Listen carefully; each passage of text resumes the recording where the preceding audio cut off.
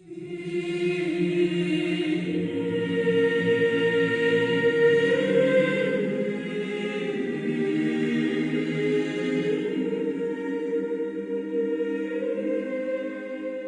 od najdragocenijih predmeta koju čuvamo u Narodnom muzeju je Miroslavljevo jevanđelje. Miroslavljevo jevanđelje je zapravo bogoslužbena knjiga koja je napisana krajem 12. vijeka, a rekli bismo negdje između 1180. i 1191. godine. Knjiga ima danas za nas neobičan naziv, pa se često naši posjetioci pitaju što zapravo znači to Miroslavljevo jevanđelje. Jevanđelje je bogoslužbena knjiga, odnosno skup tekstova koje se nalaze u Novom Zavetu Svetog pisma. Međutim, Miroslavljevo jevanđelje nije baš obično jevanđelje. Ono je zapravo evanđelistar, što znači da se u njemu nalaze izvodi iz 4 evanđelja, pisani prema čitanju tokom crkvene godine. Prema tome, ova knjiga bi zapravo trebala da se zove Miroslavljev evanđelistar.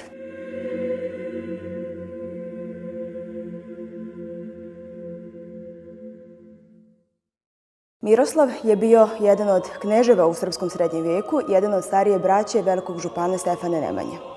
Knez Miroslav je upravljao istorijskom oblašću Hum i ova knjiga je zapravo napisana za potrebe njegove dvorske crkve u Bijelom Polju. To je crkva svetih apostola Petra i Pavla u Bijelom Polju koja postoji i danas. Miroslavljevo jevanđelje je od Bijelog Polja do Narodnog muzeja Srbije prešlo jako dug put. Znamo da je sredinom 19. vijeka zatečeno u riznici manastira Hilandara, ali ne znamo od kad se rukopis tamo nalazi. Moguće je da su ga na Svetu Goru prenijeli srpski monasi kada su se povlačili iz Srbije pred osmanskom najezdom. Rukopis je sredinom 19. vijeka zatečen u Hilandarskoj riznici i tada ga je proučavao ruski arhijepiskop i naučnik Porfirije Uspenski. On je bio opčinjen ukrasima, odnosno iluminacijama koji se u ovom rukopisu nalaze i posebno mu se dopao jedan list, odnosno jedna strana. Ne znamo tačno pod kojim okolnostima, ali on je odlučio da taj list ponese sa sobom i on se danas nalazi u Sankt Peterburgu. Na listu koji se danas nalazi u Rusiji nalazi se iluminacija sa predstavom Vavilonske bludnice Irodijade i to je jedna od neobičnijih iluminacija koje se u ovoj knjizi nalazi. Knjiga je originalno imala 181 list. Ona se čuva na sebi svojstven način u koricama, odnosno u okovu jednog također srednjovjekovnog rukopisa. U tom okovu se nalazi i danas, a po svemu sudeći, taj okov je preuzet sa nekog kasnijeg rukopisa, mada odlučili smo da ga zadržimo, tako da on i danas čuva ovu knjigu. Kada je Aleksandar Obrenović bio u posjeti manastiru Hilandaru krajem 19. vijeka, on je dobio na poklon od hilandarskih monaha upravo ovu knjigu i ona se tada prvi put našla zapravo u Beogradu. Kralj Aleksandar Obrenović je o svom trošku poslao knjigu u Beč kako bi tamo bilo izrađeno njeno prvo fototipsko izdanje, a ono postoji i danas. Između majskog prevrata 1903. godine i 1915. znamo da se evanđelje nalazilo u Beogradu u prostorijama dvora, ali ne znamo tačno na kojoj lokaciji. Sljedeći interesantan podatak iz, slobodno mogu da kažem, biografije ove knjige je to da je ona prešla sa srpskim vojnicima preko Albanije, tako da je jedno vrijeme čuvana čak i na Krfu. Po završetku Prvog svjetskog rata ona se vratila na prostor Beograda.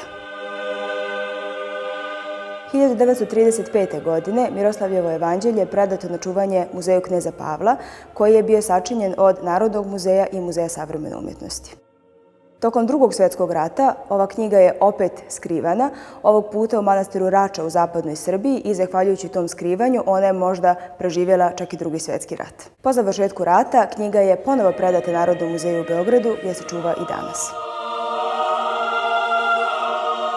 Tekst ove knjige pisan je na listovima pergamenta. Pergament se dobija od životinjske kože, a u slučaju ove knjige pisano je na ovčjim kožama.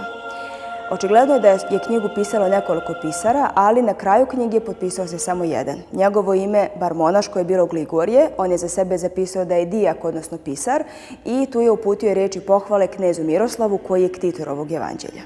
Njegov zapis se nalazi na samom kraju teksta i ispisan je crvenim mastilom. Ostatak teksta, onaj glavni zapravo, ispisan je tamnim mastilom, mrke ili crne boje. Naravno, mastilo je biljnog porijekla, a pored te boje u ovoj knjizi se može vidjeti zeleno mastilo, crveno također, žuto i opet smeđe kojim su ukrašene minijature. Postoji nekoliko tipova ukrasa, odnosno iluminacije u ovoj knjizi. Najčešće su zastavice, one zapravo odvajaju dijelove teksta jedan od drugog, a pored toga postoje i inicijali, odnosno bogato ukrašena velika slova kojima počinju novi pasusi, odnosno novi dijelovi teksta. Na većem broju minijatura u ovoj knjizi nalaze se i tragovi pozlate, što znači da je ona zaista bila veoma, veoma bogato ukrašena. Na skoro svakom listu nalazi se po jedan ukras.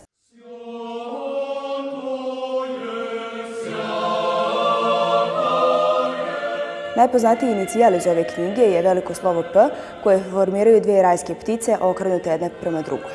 Taj inicijal je zapravo uzeti za logo Narodnog muzeja i danas ga možete vidjeti u našoj zgradi na nekoliko mjesta. Aktom Narodne skupštine iz 1979. godine Miroslavljevo jevanđelje je proglašeno za kulturno dobro od izuzetnog značaja. 2005. godine Miroslavljevo jevanđelje je dobilo međunarodno priznanje time što je uvršteno na UNESCO-vu listu pamćenja svijeta kao najstariji srpski sačuvani iluminirani ćirilični rukopis. Strogi uslovi čuvanja Miroslavljevog jevanđelja zbog njegove starosti i osjetljivosti materijala na kom je pisano uslovili su to da danas ne možemo da snimimo sam rukopis.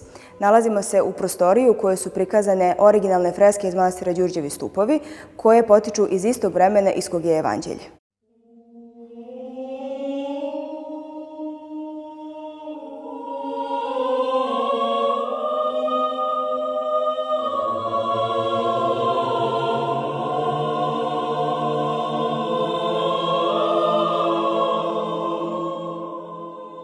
Imate priliku da vidite i zapon humskog kneza Petra, načinjen od zlata, a humski knez Petar je bio zapravo sin i nasljednik kneza Miroslava, tako da je to predmet koji vezujemo iza njegovog oca, ktitora knjige o kojoj smo govorili.